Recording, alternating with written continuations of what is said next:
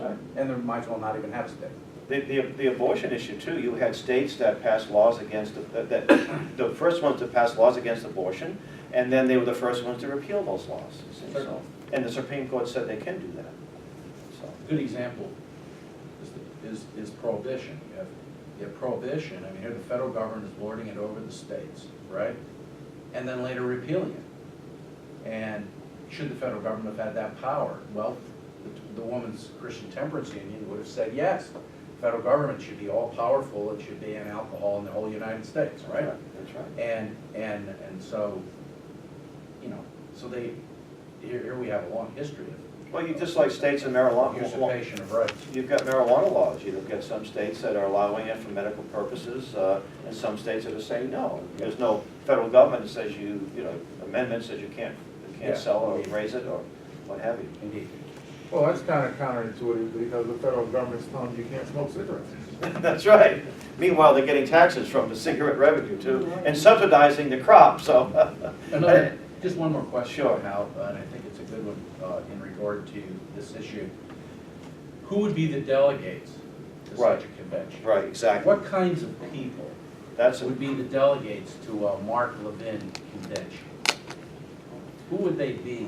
Who would the New York State legislature pick? well, since there are no laws that govern it, Whatever Andrew Cuomo wanted. we don't really know, but we can assume, based upon the political makeup of the various states, who the delegates will be from New York. It won't be Earl Wallace and anyone in this room, I guarantee you. Yes. New England is the same way. You have a Republican governor in Maine, but you have a left-wing House and Senate, so it's not likely that you're going to have any delegates promoting liberty there. California, where Mark Meckler's from, they're not going to. Mark Meckler won't be at that convention. Yeah, so, and the notion that 26 Republicans, there's 26 states with Republican majority. Somehow that's we can rest assured. Well, what kind of Republicans are they? Guys like John McCain? I wouldn't trust, John McCain Republicans any more than I would trust a Nancy Pelosi Democrat. Yeah, just in response to this gentleman's question, I think, where there's no chance this can pass. Yeah. Well, I sat in the That's what he wants us to bleachers think.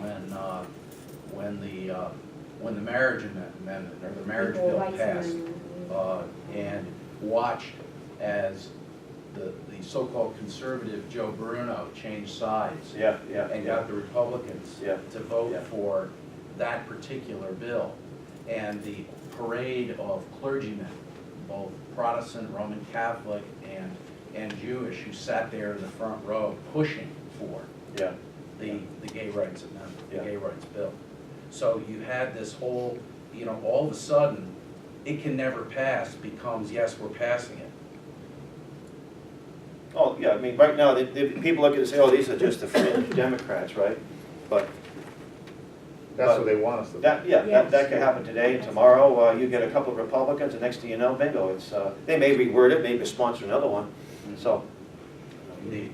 yeah, we were told that in New Hampshire when we thought we testified successfully against it 2 years ago, against Article 5, and they voted inexpedient to legislate at the Senate, that's at the committee, which means it comes up to the floor to the full vote, but when they say it's ITL, inexpedient to legislate, they usually table it. They vote to table it.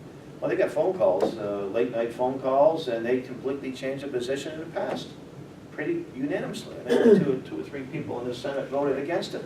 So Exactly. I think that's a wonderful tactic of the other side, oh, it will never pass. Oh, that means, well, you can just be lazy about it, and bingo, next thing you know, it's done. The question here with this gentleman, and I just wanted to bring this up to clarify, the reporter was asking the question, he said, actually he made the statement, that's why the Constitution was passed to lord it over the states. Right, yeah. That is not That's why not the why. Constitution was passed. The Constitution is a limitation That's right. on the authority of the federal government to certain delegated powers. Well, if they do a story, we'll have to do some you'll have to do some follow-up letter writing, so. Right, our challenge. One of our challenges is that the left uses these positive sounding talking points. Yeah. Most people in America are not connecting our economic challenges and our challenges throughout the world to government policies.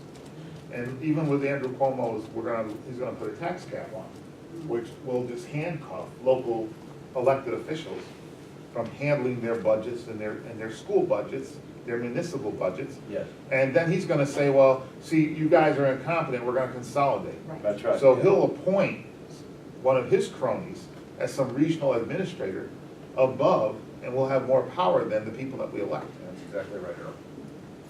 Yes, sir.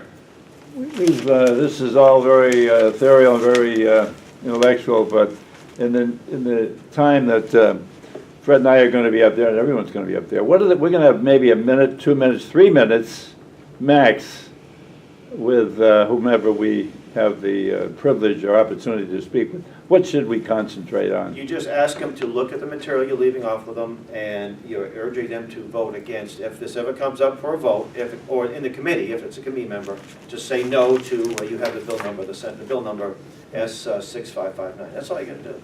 How about, is there an assembly attached? Or No, as far as we know, it's just not a sign. introduced in the assembly, no. 6651, okay. And it was nice that Kevin McCashin put us in touch with this one. Sometimes you go to the state legislative, where the bills are, you can't find, in Vermont, I couldn't find it anywhere, Yeah. but it was available, I just couldn't find it, you know?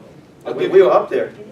I'll give you a copy of Dr. Vieira's article, if you guys are Good, going yeah. to a hearing. Well, And give it to we them. know, I know from my limited experience, you don't get much time in their presence, and if they could have heard the whole presentation, listen carefully to it, then I think Sometimes we'd a have the couple job. of the bullet points are, you can't control a convention for where, so even if they like this amendment, Mhm. let's do it the normal Right. process. States can send what they call memorials instructing their delegates to support this amendment. Not that I'm in favor of it, but I mean, Yes. if that's what they want to do, they can Sure. do that without having to have a Article 5 convention. And this amendment may not even come up for a vote.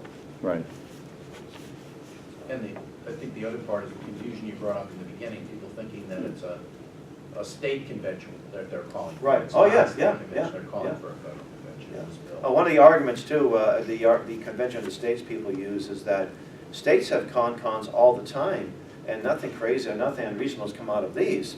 Well, I didn't know that answer to that question, so I did a little research, and I discovered the first con in the world happened in Massachusetts when they wrote the Massachusetts Constitution.